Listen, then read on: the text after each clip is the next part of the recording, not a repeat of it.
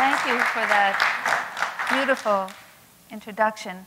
I am so happy to be back in the arms of the National Humanities Center and to be the guest of Jeff Harpham and Kent Mulligan and Carolyn Huplick and others at the National Humanities Center. As Jeff said, this is a place where that was really a decisive year in my work on the body and pain, and since all my other work has stayed with the subjects of injury and creation, it was obviously a decisive year in all my work. When I think of the other people who are gathered here, I'm very aware of how many avenues we can travel in order to arrive at human rights. And I'm going to be talking about beauty, but there are, of course, other avenues as well. And I'll just mention two very quickly. One is what I think of as the deliberative push of the humanities. I think that the humanities really depend on or are centered in a kind of disputation and debate and contestation. We, of course, think that's true of philosophy, and it is true of philosophy, but it's also true of things such as literature. If one thinks of the first moment in the Iliad where we see the Muses, which is not line 1, the place where the Muses are invoked, but the end of book 1, where for the first time we see the Muses singing, we see that the way they sing is for them to take turns and sing in alternating parts, because one of them's taking the prose side and one of them's taking the con side. And if we move to Eastern sources or to Islamic and Arabic sources, we also find, as far back as the 9th century, a great kind of continuation of debate and poetry. And if we move forward in time to the 12th and 13th century, to the moment when you have just this incredible outpouring of overt debate poems, some of whose names you will remember: the cuckoo and the nightingale, the owl and the nightingale, the violet and the rose, the leaf and the flower. One of my favorites, the disputation between the body and worms. You can see that there's this real moment of flourishing. And one medievalist, Thomas Reid, points out that this concentration on disputation is happening at exactly the moment when certain institutions are emerging that also focus on disputation. Universities, for one, law courts, and parliaments, assemblies at this period. So, but I'm going to, for this evening, put aside this very important feature of the humanities, which is its deliberative push. And now I want to just talk for another 1 minute about another one that you're all familiar with, and that is the role of empathy in the humanities, which is something people have many different positions on, and there's a lot of disagreement about it. But I'm very persuaded by the work of historian Lynn Hunt that the huge shift in human rights that really comes about in the 18th century is tremendously influenced by the capacity for sympathy that comes about with the novel in the 18th century. Many of you have probably read Steve Pinker's new book, The Better Angels of Our Nature. There's a lot to debate about that book, but he also looks at the remarkable humanitarian revolution. He's looking at many, many centuries, but one piece of it is this same piece in the 18th century, and he talks about the only feature that can explain this is the huge rise in literacy and also the actual things that were being read, such as novels, which included this, and he's here citing Lynn Hunt and other people who have focused on empathy for bringing about rights. So now I'm going to push this to the side and talk about my third and subject that I'm most dedicated to tonight, and that is the subject of beauty and the way in which it presses us to a greater concern with justice, by which I mean a greater concern with the diminution of injuries. And though I will refer to injuries of the past, what I'm going to be a bit concentrating on is injuries that have not yet happened and our obligation to make certain that they don't happen. Both beauty and justice have in English a shared synonym, which is the word fairness. So we speak in the realm of beauty of fair vistas and fair skies and fair faces. But we also, in the realm of justice, speak of fair playing fields and fair arrangements. It's also the case that both beauty and justice have a shared opposite, and that is the word injury. The second syllable in the word injury is literally the same root as the word injustice. And for me, the most accurate opposite to the word beauty is the word injury. Sometimes I'm faulted for not, in my book on beauty, using the word ugliness, but I have a hard time understanding what that word means. But I do understand what injury means, and I do believe that it is an accurate opposite term. Both beauty and injury then have that as their opposite term. And I should say, just before leaving the synonym of fairness, that actually the use of the word fairness in the realm of justice is derived from its use in aesthetics. It actually comes from the anterior word for fairness in the realm of aesthetics, meaning loveliness of countenance or perfection of fit. When we speak about beauty, whether a poem by John Keats or a painting by Matisse or a lover's face or a mathematical proof or the structure of an atom, since we should include the sciences here, we're speaking about three different sites. And at each one of them, the connection between beauty and justice can be glimpsed. So often when we're speaking about beauty, we're talking about the object, the beautiful object itself, the face of Dante's Beatrice, or the look of a specific Greek vase, or the geometric structure of the Humanities Center in the early morning. And when we talk about a beautiful object, we often also talk about one of its formal attributes, such as its symmetry, or clarity, or color, or vivacity, or unity. So that's the first site. But in the second site of beauty, we're usually not speaking about the object. We're instead talking about what happens to the perceiver at the moment when he or she comes into the presence of the beautiful thing. And we have hundreds of accounts over the centuries of what happens to someone when they come into the presence of the beautiful. And one of the most famous is the account given by Plato of Socrates coming into the presence of a beautiful boy. His knees buckle, he breaks into a sweat, his shoulder blades are itching because he's beginning to grow the feathers that are going to carry him back to the immortal realm. The third site again involves the perceiver, but this time it's not what happens to the perceiver in the first split second of coming upon beauty, but in the minutes or hours or even days afterward. And what happens in the aftermath is an act of creation. So now what I want to do is back up and go over each of those three sites and just unfold the way in which each of those leads us to a greater concern with justice. So taking the first site, the symmetry of the beautiful face or a beautiful equation or a beautiful phenomenon in physics is an example. And beauty symmetry in the realm of beauty anticipates the attribute of symmetry in the realm of justice, as you can hear in the theory of John Rawls, whose theory of justice is one of the most widely celebrated in the 20th and 21st centuries. Rawls talks about justice as requiring a symmetry in all our relations with one another, the symmetry of everyone's relation with one another. Even if one moves to another political philosopher, one will inevitably find a stress on symmetry or balance. We hear people from Plato forward talking about the importance of punishments that are symmetrical to crimes. We hear people talking about the importance of compensation that is symmetrical to the work that we do.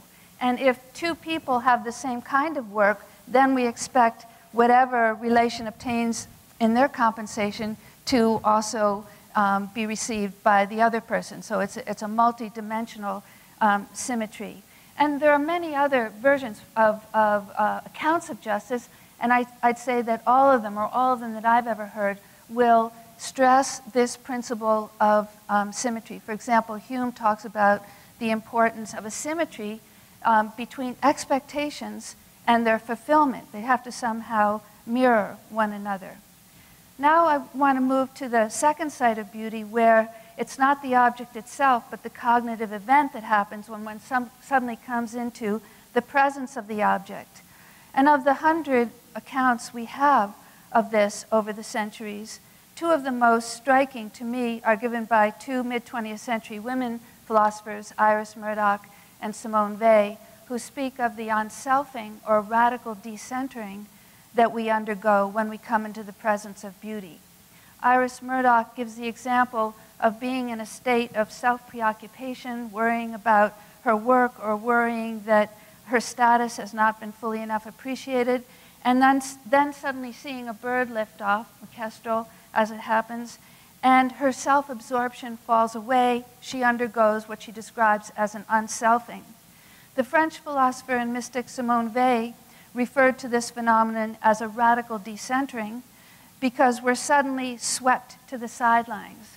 Now, I describe this by the somewhat clumsy term opiated adjacency, but here's the reason that I like this term.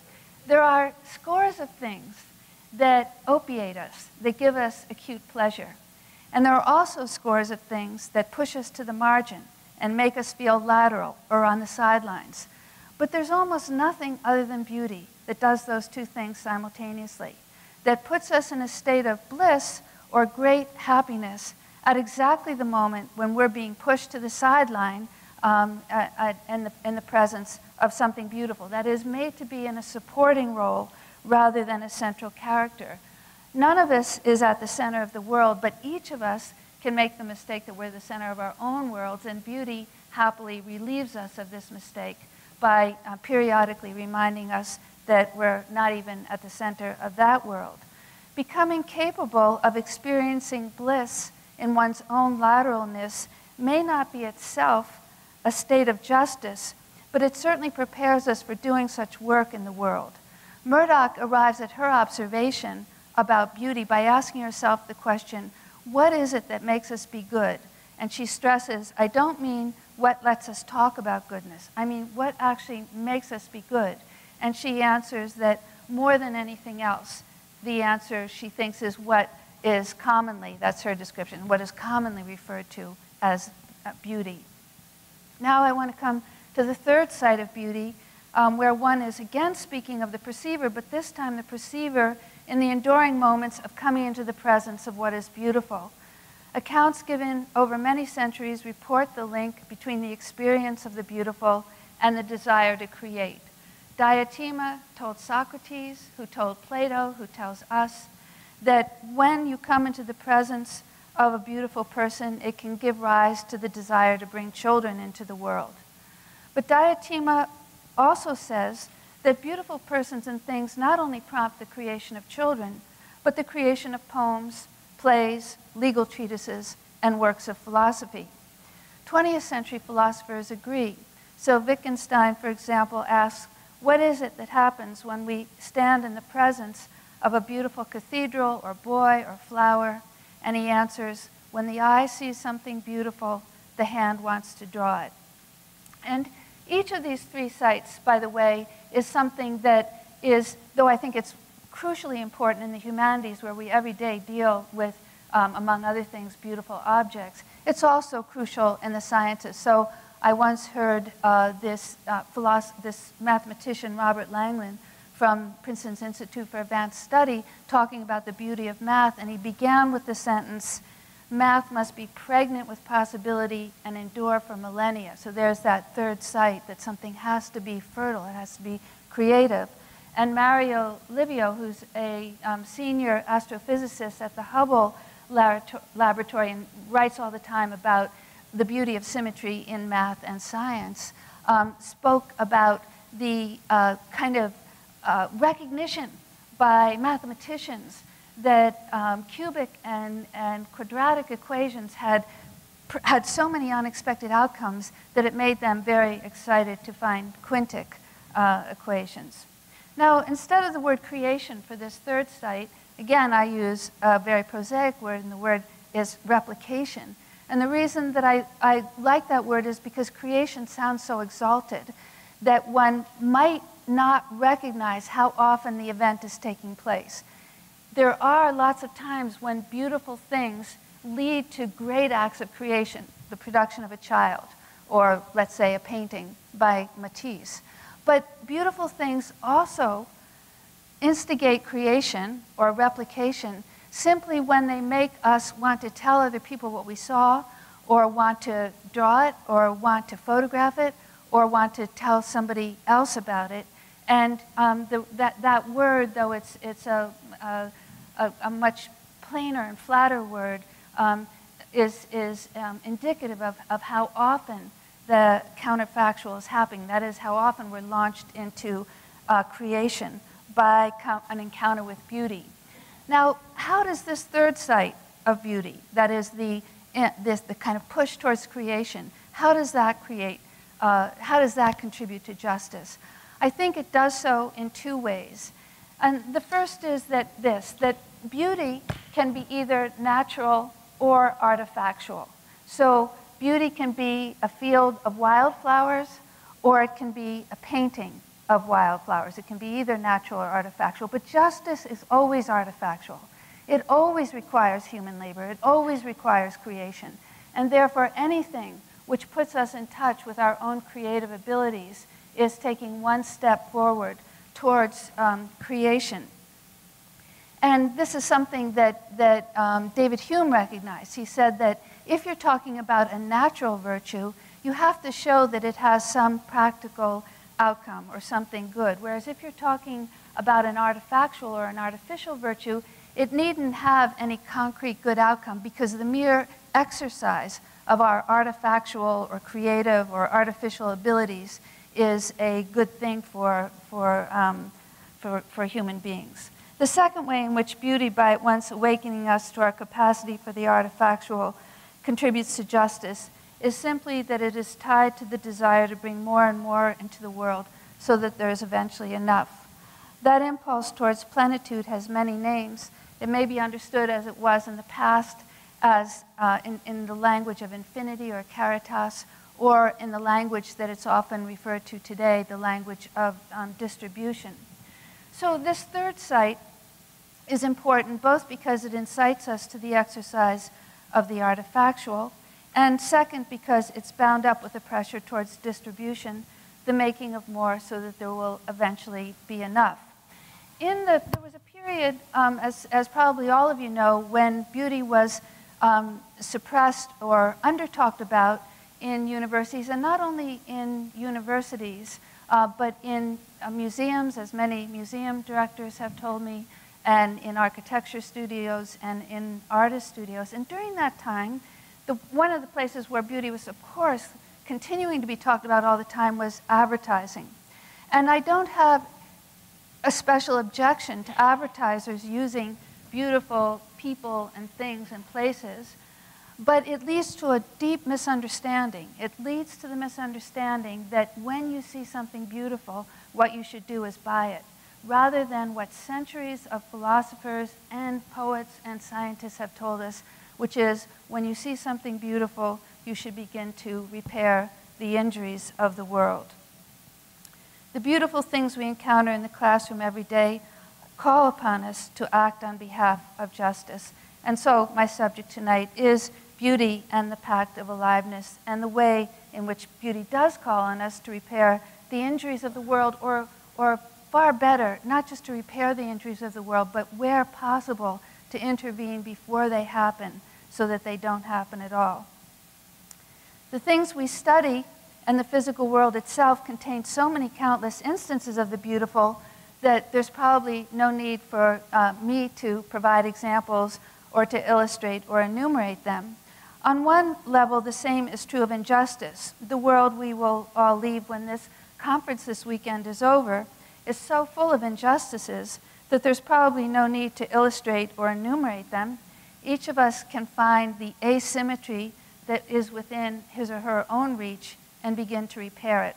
But there is one site of injury so massive, so grave, and simultaneously so unseen that I hope it will be taken on by all of us collectively sometime, and that is the problem of nuclear weapons, something that's not recognized as a problem today.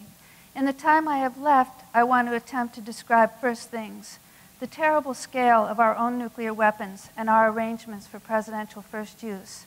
Second, the chorus of voices coming from people all over the world pleading with us to eliminate this arsenal.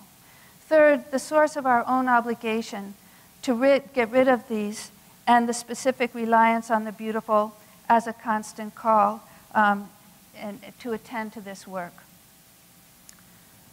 I should stop here and say that, as a couple of you know, or maybe more than a couple, this is something I've worked on for decades through the avenue of the law. And I will continue to do so. I'm almost at the end of that project. And I will continue to do so even though I don't have huge confidence that it will work. But I think that possibly a better way of enlisting the help of many people on this is the call of beauty rather than the specifically legal avenue.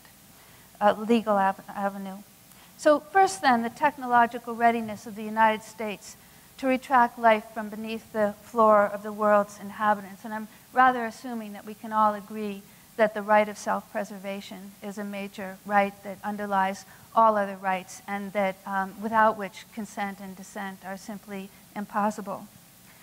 This country's nuclear arsenal includes, but is by no means limited to, 14 Ohio-class submarines, each carrying the equivalent of injuring power to 4,000 Hiroshima blasts. Each one of the 14 ships carries enough power to destroy the people of an entire continent. To do this as a solo performance without the assistance of the 13 fellow ships. The precise arithmetic of this can be hard to keep in mind, but one pair of numbers is easy to hold on to. The Earth has 7 continents. The United States has 14 Ohio-class submarines.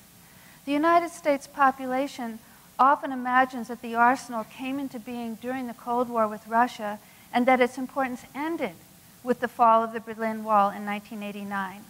But of the 14 Ohio-class ships, 8 were built, christened, and commissioned after the fall of the Berlin Wall. Here are their names and birth dates. SSBN USS West Virginia was launched in 1989 and commissioned in 1990 with the words, "Man this ship and bring her to life."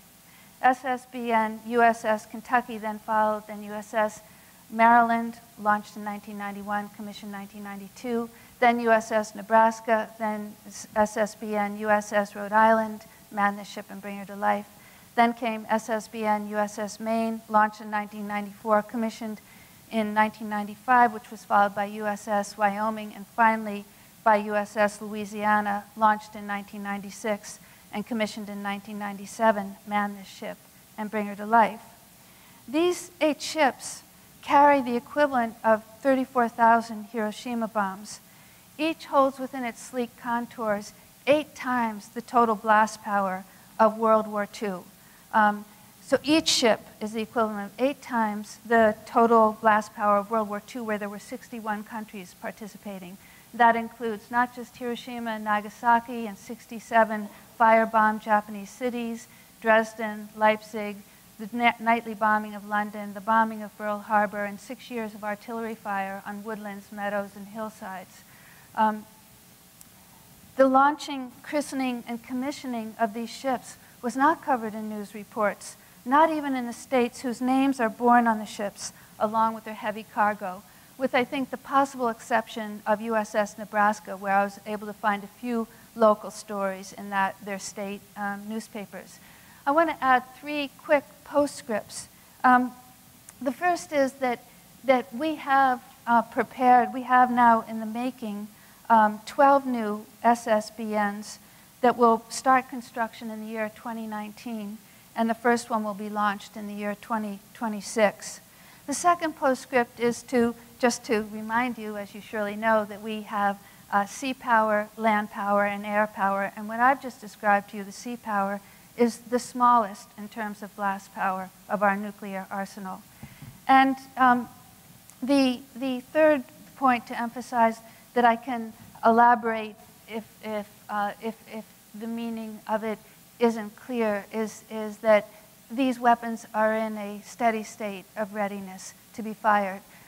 People often say we wouldn't even contemplate doing it. not only would we contemplate doing it, the missiles, when they go out on the ships, and they're out continually on the ships, each of these Ohio-class submarines has a gold crew and a blue crew, and each one is out for 3 months, and when it comes back, the crew changes and the ship goes out again. When the ship leaves, the target coordinates, the latitude and longitude, are already in the missiles. So it doesn't make any sense to say we don't contemplate using them. Anyway, they are in a state of readiness. I a moment ago said that the christening of these weapons is not covered in our newspapers, and I think it's also important to realize that during the same period, there have been many voices coming from other countries asking us to rid ourselves of these weapons. And as far as I can see, you can tell me if you have different information on this, this is also not covered in our news reports. For example, in 1995, 78 countries from the UN General Assembly went to the International Court of Justice and pleaded with the court to have nuclear weapons declared illegal. The countries there, the litigants, included countries that did not then own nuclear weapons, such as India and North Korea. Was Iran included? Yes, Iran was certainly one of the litigants. Iran, along with Egypt and Sweden, argued that nuclear weapons bring about the kind of disproportionate suffering that the St. Petersburg Declaration of 1868 and the Geneva Protocols of 1925, 1949, 1977 absolutely prohibit. Our own country, in a statement jointly authored by the Department of Defense and Department of State, argued that having nuclear weapons, threatening to use nuclear weapons, using nuclear weapons, and using nuclear weapons first does not violate Geneva Protocols, does not violate Hague, does not violate the UN Charter, does not violate the philosophical foundation of international laws, does not violate the Convention on Genocide. They acknowledge that millions of people would be killed, but they said that it's only genocide if you set out to eliminate a specific ethnic group, does not violate the Rio Convention on the Environment, and does not violate the Venice, not the Venice, I'm forgetting the place, but it's the ozone protocol, Vienna Protocol on ozone. And just as this is not something that we're highly aware of, we're also not aware that the whole southern hemisphere is blanketed with nuclear-free zones where the people of the countries are trying to protect themselves from nuclear weapons. Protocols such as the 1996 Treaty of Perlindaba in Africa, the 1995 Treaty of Bangkok in Southeast Asia, the 1968 Treaty of Tataloca in Mexico, Central and South America, the 1985 Treaty of Rarotonga in the South Pacific, the 1972 Seabed and Ocean Floor Treaty, and the 1959 Arctic Treaty. So we tend to only encounter the word nuclear weapon when that word nuclear weapon is attached to another country, to Iran, as is the case now, to Iraq, as was the case a few years ago, to North Korea, but not contemplating what these weapons feel like to people outside our own borders. And I think that the Pact of Aliveness that is in Beauty is a specific call to at least become aware of this, at least when one is hearing about the charges brought against other countries that they're contemplating making a weapon. Poets, philosophers, and art theorists have over millennia seen beauty as a life pact. So, for example, Homer in the Odyssey has the wonderful account of Nausicaa, where Odysseus sees Nausicaa, and his way of describing her is that she seems like something newborn. He himself feels as though he's gotten his life back because he describes himself as coming from the man-killing ocean.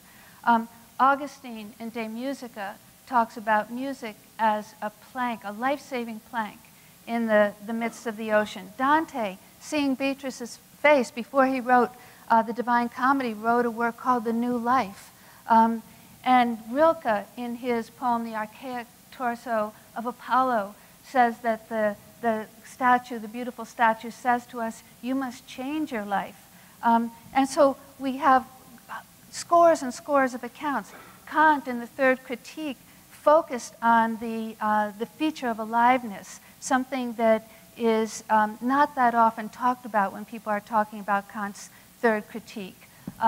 One scholar, I'm just trying to give examples of different fields, one scholar who works on Native American told me that in the people with whom she works, she asked once, what is the word for beauty? And they happened to say, it's the identical with the word for aliveness. And the question might arise in our minds, what is the literal claim that's being made about the Pact of Aliveness? It's all well and good to say that Odysseus feels that he's come out of the man-killing ocean, or that Augustine feels that beauty is a plank in the midst of the ocean. But what is the literal claim? And I think that the literal claim is this, that there's a kind of reciprocal pact going back and forth between the observer and the beautiful thing. On the one hand, the observer, when the person comes into the presence of, let's say, a beautiful meadow, there's a feeling that the ground underneath our feet is restored, repaired, because there seems to be a fit between us and the world. The beauty has often been described as the experience of a fit. And it makes it possible to go on trying to do work if one feels reassured that there are such moments. I think the second important way in which the claim is literal is that beauty actually gives us a heightened form of perception. It leads to more acute perceptual acts. It raises the bar. If we're walking along asleep in the world and then we're suddenly hit over the head by someone or something beautiful, sometimes people say, well, beautiful people and things rob the rest of the world of attention. I think that's completely untrue. I often say to my students, the next time you're walking down the street and someone floors you with their beauty, ask yourself, were you walking down the street generously paying attention to people, thinking about how you were going to help your neighbor? Or were you just in your own world and suddenly you've got alerted to the presence of another person in the world, which then sets the standard high for what counts as perceptual acuity. So I think that there is an actual literal increase in perceptual acuity. Well, that explains how we benefit from beautiful persons and things, but it doesn't answer the question of how those things get anything reciprocal back. And I think they do get something back. And I think that the answer is this, that beautiful places, persons, and things elicit from us a feeling of protection. If the thing is alive, if it's an actual child, for example, or if it's alive in the sense that a stream is alive, the protection is literal. But even if it's an inanimate object, such as an artwork, if an artwork is stolen from the Gardner Museum in Boston or from the National Gallery in Berlin, the whole world feels alarm about the surface of that painting as though it were a live thing that could experience sudden terrible damage. To become the steward or guardian or protector is the work carried out by museum curators, librarians, teachers, but that act of stewardship is very importantly carried out by the public at large as well. And I think that that sense of protectorship that's inspired by beauty is true not only of artworks, but certainly of the natural environment. For example, it's hard to think of anyone who has contributed more to environmentalism and sustainability than the biologist Rachel Carson, whose book Silent Spring, Stop the Use of Pesticides, and whose other books on oceans have probably done a lot to make us all aware of our obligations to the earth. The beauty of the physical world and its call to environmental justice is central to almost every sentence Rachel Carson ever wrote. In her essay, The Real World Around Us, She invoked the words of the British naturalist Richard Jefferies, and these are the words I'm quoting now. "The exceeding beauty of the earth yields a new thought with every petal. The hours when the mind is absorbed by beauty are the only hours when we really live. All else is illusion or mere endurance." I think that the successful advocacy of other environmentalists, such as John Muir, who's the founder of the Sierra Club, and environmentalists in many other countries, has also often been inspired by the beauty of the world.